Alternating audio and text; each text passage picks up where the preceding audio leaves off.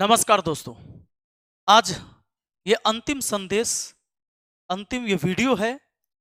मैं इस वीडियो में आपको ये बताऊंगा कि इस चुनाव के बीच मुझे क्या जरूरत पड़ गया कि मैं वीडियो लगातार बनाने लगा। क्योंकि एक शिक्षक का काम क्या है? शिक्षक का काम पढ़ाना है। एक नेता का काम है राजनीति करना। एक पत्रकार का काम क्या है कि देश और दुनिया में हो रहे जितने भी घटनाएं हैं उनको सीधे आम जनता तक पहुंचाना। लेकिन दोस्तों, आप बताइए, क्या इस देश में ये सब कुछ सही चल रहा था? अगर सही नहीं चल रहा था तो हर व्यक्ति की जिम्मेदारी बनती है कि वो अपनी बात को रखे।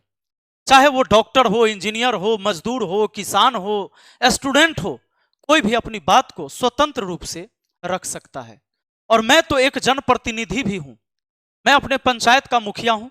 मैंने बहुत नजदीक से देखा है समाज की समस्याओं को। मैं एक शिक्षक होने के नाते मैंने देखा है छात्रों की समस्याओं को।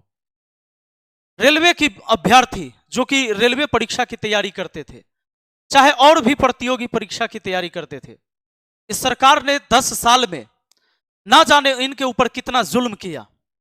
और नौकरी मांगने वाले बेरोजगार छात्र पर लाठियां बरसाई गई। जब भी आंदोलन हुआ तो लाठियां बरसाई गई और इन्हें मीडिया के दलालों ने इनको देशद्रोही और आतंकवादी घोषित करते। जब किसान अपने मुद्दा की बात करे, खालिस्तानी है। स्टूडेंट अपने बेरोजगारी की बात करे, रोजगार की मांग करे, तो ये देशद्रोही होता है। यहां तक कि आपने सुना भी होगा, कुछ दिन पहले एक घटना अभी जस्ट हुआ। कंगना रनौत को 2 थप्पड़ एक सीआईएसएफ के लेडीज जवान ने मार दिया। यह मुद्दा जो था बहुत पहले जब किसान आंदोलन चल रहा था पंजाब में, तो वहां पर वृद्ध महिला बैठी हुई थी आंदोलन में। उस महिला के ऊपर टिप्पणी की थी कंगना रनौत ने, और उसने कहा था ये कि ऐसी महिलाएं 100 रुपया में आती हैं और रैली में बैठती हैं, आंदोलन में बैठती है। 100 रुपया में ऐसी ऐसी महिलाएं आती है।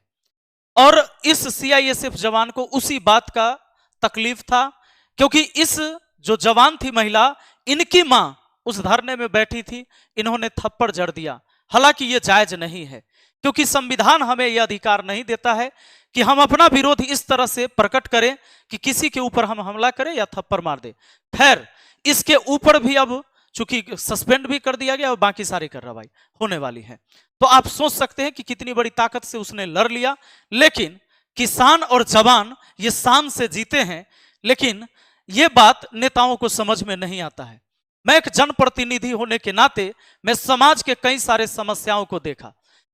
जैसे आप देखिए, सरकार की कोई भी योजना जिसमें कमीशन खोरी बंद नहीं हो रहा है। आप इस बात को जानिए कि वह व्यक्ति है, वह व्यक्ति विकलांग है या कोई विधवा है, तो 400 रुपया पेंशन देती है सरकार।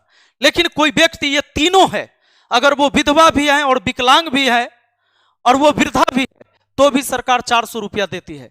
एक विकलांग को 400 रुपया पेंशन देती है, लेकिन एक बीपीएल से बल्ब जलाने पर अगर उसको कोई और भी बल्ब जलाने की जरूरत पड़ जाए तो 350 रुपया मान लीजिए बल्ब का ले लेती है चार्ज बिजली बिल के रूप में। एक बल्ब जलाने पर 350 रुपया बिजली बिल चार्ज हो जाता है, जबकि 400 रुपया उसको पेंशन दिया जाता है, तो घुमा फिरा के 50 रुपया दिया जाता है। आप यहां तक कि जान लीजिए कि एक मृत्यु प्रमाण पत्र आप बनवाने जाते हैं तो भी वहां पर आपको घूस देना पड़ता है। और एक विपिन सर कहां कहां सुधार करेंगे, यह संभव नहीं है। फिर आप लोग कहेंगे कि पिछली सरकार के बारे में आप क्यों नहीं बोलते हैं। दोस्तों, एक बात मुझे बताइए, मुझे वर्तमान ठीक करना है या पीछे की चीजों को ठीक करना है? आपके अंदर वो ताकत नहीं है। ईश्वर ने ये क्षमता हमारे और आपके अंदर नहीं दिया है कि हम बीते हुए समय को ठीक कर सकते हैं या वापस ला सकते हैं, लेकिन वर्तमान को सही कर सकते हैं। इसलिए हम सवाल वर्तमान सरकार से ही कर सकते हैं, चाहे वर्तमान सरकार कोई भी हो। आगे अगर सरकार नहीं आती है तो भी सवाल करना हमारा अधिकार बनता है और कर्तव्य भी है। लेकिन अगर हम इस बात की तुलना करें कि पहले वाला भ्रष्ट था तो ये वाला भ्रष्ट क्यों नहीं रहेगा, पहले वाला किसी का नहीं सुनता था तो ये वाला कहला सुनेगा। तो अगर पहले वाला सही होता तो पहले वाला को नहीं हटाया जाता और नई वाले नहीं आता, और अगर यह सही नहीं है तो फिर इसको क्यों नहीं हटाया जा सकता है। तो मैं तमाम समस्याओं को देख रहा था, मुझे समझ में आ रहा था अब आप ये कहेंगे कि आप ही को इतना जरूरत क्यों पड़ गया। ये बात मैं खुद से भी करता हूं, क्योंकि मेरे परिवार के लोग भी नहीं चाहते कि मैं इन चीजों पर बोलूं। मैं तो कमा खा रहा हूं बहुत अच्छे से। आज बहुत सारे लोगों ने मुझ पर इल्जाम लगाया कि कहीं इसको पार्टी से फंड तो नहीं मिला है बोलने के लिए सरकार के खिलाफ। सरकार के खिलाफ बोलना आसान बात नहीं है। अगर किसी से पैसा लेना होता, किसी से भी पैसा लेकर मुझे बोलना होता, तो हम सबसे पहले बीजेपी से संपर्क करते। वो इसलिए कि सबसे ज्यादा धनी पार्टी इस दुनिया का बीजेपी है, और बीजेपी सबसे ज्यादा ऐड पर भी खर्च करती है, आपने देखा भी होगा। तो अगर मुझे पैसा लेके ऐड करने की जरूरत होता और बोलने की जरूरत होता, तो सबसे पहले मैं बीजेपी वालों से ही संपर्क करता। फिर भी आप लोगों ने, बहुत सारे कुछ लोगों ने इल्जाम लगाया कि फलानमा फलानमा फलानमा, मनीष कश्यप के नाम लेते हो अपनी रोजी रोटी के लिए। मनीष कश्यप मेरे बाद यूट्यूब पर आए हैं। मनीष कश्यप से पहले मेरा चैनल है मैथ मस्ती चैनल, जिस पर 5 मिलियन से ज्यादा सब्सक्राइबर हैं, और लोगों और छात्रों का इतना प्यार रहा कि मैं लगातार अपने काम को करते गया। पंचायत चुनाव भी लड़ा, लोगों के सपोर्ट से मैं मुखिया भी बना। लेकिन मुखिया बनकर मुझे सीधा सीधा सिर्फ मुखिया बन के ऐसे ही जिंदगी जीना नहीं था, और लोगों की समस्या पर ध्यान नहीं देना। मैं जब लोगों की समस्या देखता हूं, मैं एक मुखिया हूं, अगर मैं गांव में निकलूं, किसी एक गरीब आदमी के पास आवास नहीं है, वो झोपड़ी में रह रहा है, वो पन्नी टांग के रह रहा है, लेकिन मेरा यह एक अधिकार नहीं है कि मैं उसको एक आवास दे सकता हूं या आवास का पैसा दिलवा सकता हूं। ऐसी स्थिति इस देश में सरकार की योजना ऐसे काम करती है। पंचायती राज का हर अधिकार छीन लिया इस सरकार ने। तो क्या मेरा अधिकार नहीं बनता था कि मैं इस सरकार के खिलाफ बोलूं? तो मैं इन तमाम चीजों को देखता था, मेरा एक कर्तव्य बनता है कि मैं इस देश का नागरिक हूं, मुझे बोलना चाहिए। आप जान लीजिए कि नेता जिसे जो पहले राजा हुआ करते थे, वो भी भ्रष्ट हुआ, इसलिए यह सोने की चिड़िया कहे जाने वाली भारत देश गुलाम हुआ था। तो पहले राजा हुआ करते थे, अब उसी को नेता कहते हैं। तो जो भ्रष्ट हुआ, जिसके वजह से देश गुलाम हुआ, और जब गुलामी सैकड़ों वर्ष तक हमारे देश में रहा, तब यहां के हर व्यक्ति ने लड़ाई लड़ा अंग्रेजों से, और लड़ाई लड़के गुलामी की जंजीरों को तोड़ा। और उस लड़ाई में सिर्फ नेता नहीं था, उस लड़ाई में आम जनता भी थी। आपने सुना भी होगा, जलियांवाला बाग देखो यहां चली थी गोलियां, मरने वाले बोल रहे थे इंकलाब की बोलियां, ये मत पूछो किसने खेली यहां खून की होलियां। तो बचपन में ही आपको ये सुनाया गया था ये गीत। और एक बात बताइए, उस समय मरने वाला हर व्यक्ति, लड़ाई लड़ने वाला हर व्यक्ति, अपनी शहादत देने वाला हर व्यक्ति ये सोचता कि मुझे क्या जरूरत है, मैं तो ठीक हूं। गांधी, जो महात्मा गांधी, वो इतना गरीब नहीं थे कि उनको आधा धोती पहनना और आधा धोती ओढ़ने की जरूरत पड़ गई। अगर उसे अपनी पड़ी होती तो एक 18 साल का बच्चा खुद्दीराम बोस कभी फांसी के तख्ते पर नहीं चढ़ता, और एक 23 साल का नौजवान भगत सिंह कभी भी फांसी के फंदे से नहीं झूलता। दोस्तों, इन सबको ना अपनी नहीं पड़ी हुई थी, अपना इनका सब कुछ सही चल रहा था, पर इस देश के लिए लड़ाई लड़ा था। और उस टाइम इन्हें भी पगला ही कहा जाता था।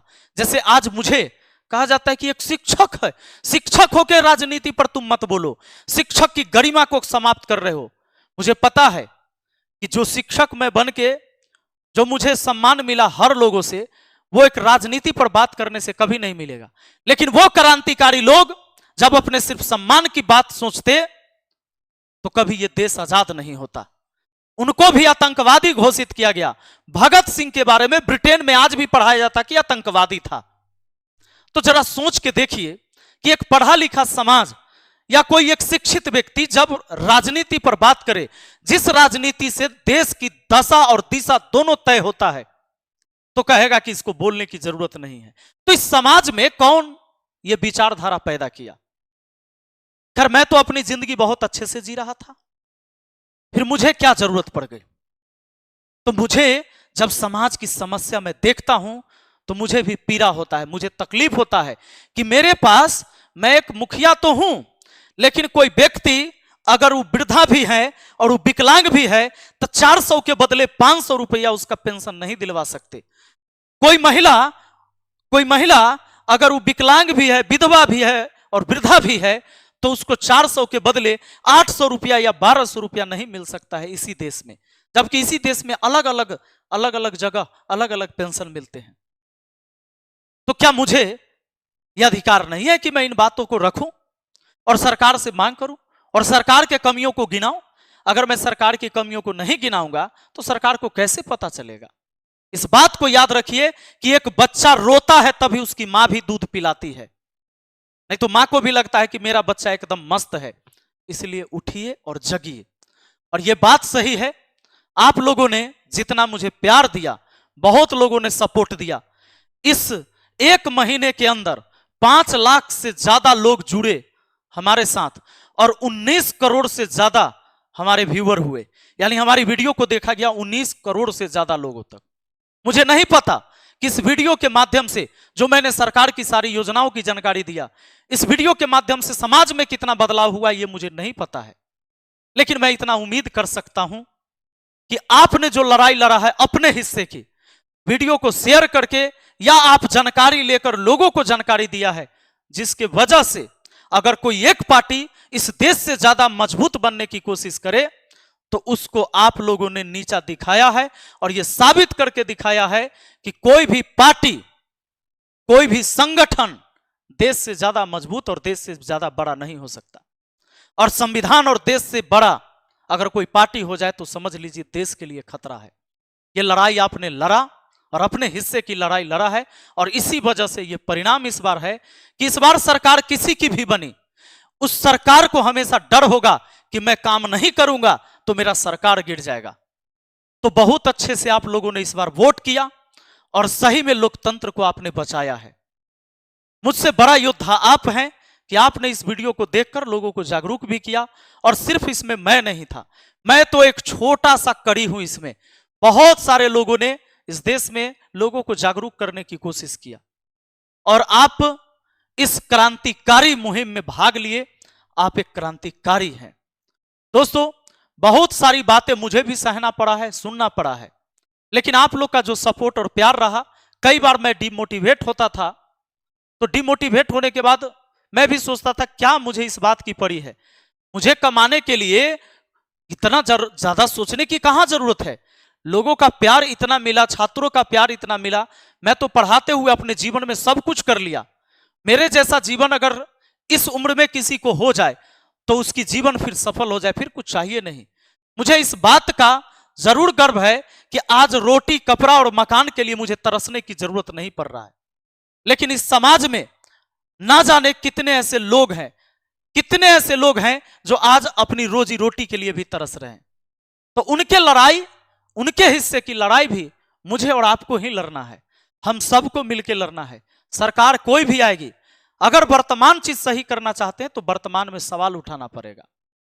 और ये जो लॉजिक है आपका कि इसको बोल रहा है उसको काहे नहीं बोल रहा था, तो दादाजी और परदादा जी के पास हाथी था, तो क्या तुम, परदादा जी के पास हाथी था और आज तुम्हारे पास रोजी रोटी का भी साधन नहीं है, तो क्या तुम अपने दादाजी के उस नाम पर अपनी जिंदगी को जी सकते हो? नहीं जी सकते हो। इसलिए वर्तमान में सब कुछ करना पड़ेगा और ये आपका कर्तव्य है, ये हमारा कर्तव्य है। इस देश में रहने वाले हर व्यक्ति का एक धर्म बनता है। रही बात कि कुछ लोग ये कह रहे थे कि मनीष कश्यप के पीछे आप क्यों पड़ गए। मनीष कश्यप ने नौजवानों के साथ, युवाओं के साथ खेला, उनके इमोशन के साथ खेला। इसलिए मैं ये नहीं कहता हूं कि मनीष कश्यप बुरा व्यक्ति है, ये विचारों की लड़ाई थी। मनीष कश्यप का विचार मुझे वो समझ में तब आया जब रेलवे के अभ्यर्थी आंदोलन कर रहे थे। 5 साल के बाद सरकार ने सिर्फ 5600 वैकेंसी दी थी। तो जब बच्चे रोड पर उतरे, मनीष कश्यप को नेता बनना था, तो मनीष कश्यप आकर बोलते हैं कि शिक्षक दलाली करता है, शिक्षक छात्र को उकसाता है, इसलिए छात्र रोड पर जाता है। इसके बाद इन्होंने शिक्षक समाज को अपमानित करने का काम किया था। इसलिए मैं मनीष कश्यप के तमाम गलतियों को गिनाते गया। अगर आप मेरा विरोध करते हैं, यह भी आपका कर्तव्य है, आपका धर्म बनता है। अगर मैं गलत हूं, अगर हमारी कोई बात गलत है, आप उसका विरोध कर सकते हैं या किसी का भी विरोध कर सकते हैं। इतनी क्षमता आपके अंदर होनी भी चाहिए। लेकिन अगर कोई व्यक्ति सही कर रहा है तो उसका साथ भी आपको देना चाहिए। खैर, आप लोग का समर्थन मुझे मिला, इसके लिए बहुत बहुत धन्यवाद। हमेशा हम आपके सदैव आभारी रहेंगे। और इस समाज को अगर बदलना है तो इसी तरीके से आपको हर किसी को, या आप खड़ा हो समाज को बदलने के लिए, सही दिशा में ले जाने के लिए, तो हमारा भी सहयोग आपके साथ रहेगा। दोस्तों, आप अपनी बात जरूर रखिएगा कमेंट बॉक्स में। मुझे इस बात पर बोलने की कोई जरूरत नहीं थी, और आगे मुझे क्या करना चाहिए यह भी दिशा निर्देश आप ही लोग मुझे देंगे। आपके कमेंट का मुझे इंतजार रहेगा। इस वीडियो को हम यहीं खत्म करते हैं। बहुत बहुत धन्यवाद। जय हिंद, जय भारत।